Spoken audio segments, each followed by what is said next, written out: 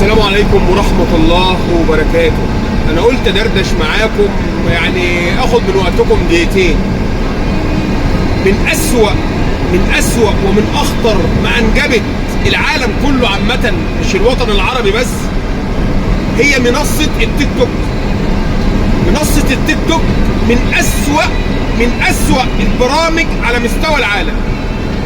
صحيح منصة فاشلة، منصة ما عندهاش وقار ولا أصول، منصة ممكن تسيب كل سفيه يطلع يشتم في دول العالم، كل سفيه يطلع يشتم في الجيش العظيم، الجيش الجميل الموقر، الجيش المصري، وهو من خير جنود الأرض. وربنا سبحانه وتعالى جل جلاله صادق، لأن ربنا العدل، ربنا الملك، لا شريك لك في الأرض ولا في السماء، وهو على كل شيء قدير. إما ربنا بعزته وجلاله لما يقول مصر أنظف وأطهر جندي في الأرض، يبقى أكيد هو أنظف وأطهر جندي في الأرض. مكة المكرمة، السعودية وأهلنا في السعودية طبعا، وشرف لينا إن أنا بذكر اسم السعودية طبعا على لساني. السعودية بيت سيدنا النبي على أرضها، ولكن عرش الرحمن على أرض مصر. عرش الرحمن اللي خلق النبي وخلق كل الأنبياء وخلق كل البشر على أرض مصر. والدليل لما ربنا سبحانه وتعالى تجلى بعظمته وجماله بالعرش، تجلى على أرض مصر، تجلى بعرشه على أرض مصر، أرض الكنانة، جبل الطور في سينا. وتحدث مع سيدنا موسى عليه السلام وقال له اخلع عليك يا موسى إنك في الوادي المقدس طوى. يعني الأرض نفسها طهرة مطهرة.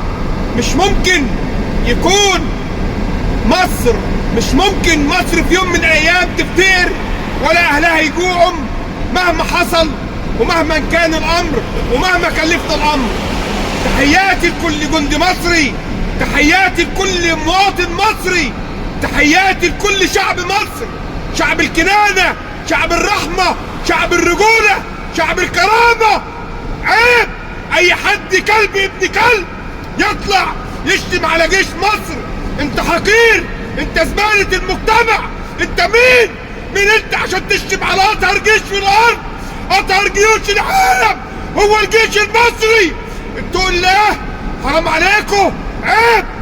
الجيش المصري حاميك وحامي اهلك وحامي عرضك وحامي شرفك.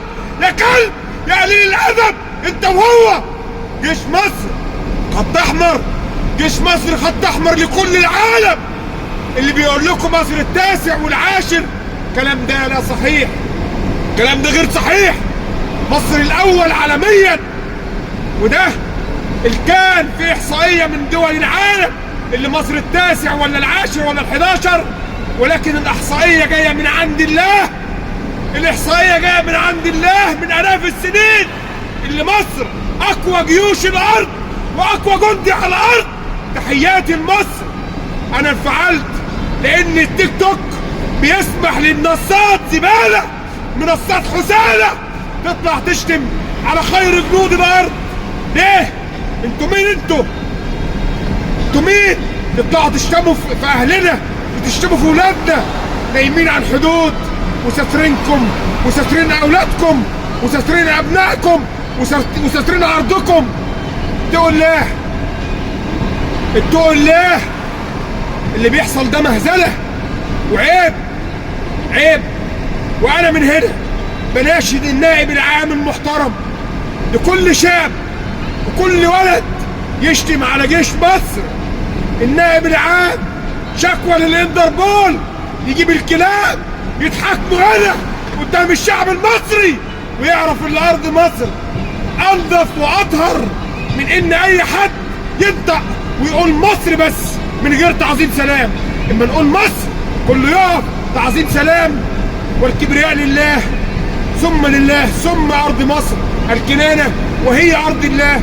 اللهم تب علينا يا رب واجعلنا شهداء في أرضك، واجعلنا يا رب أموات شهداء على الوطن وعلى الجيش المصري، كلنا في ظهر الجيش المصري.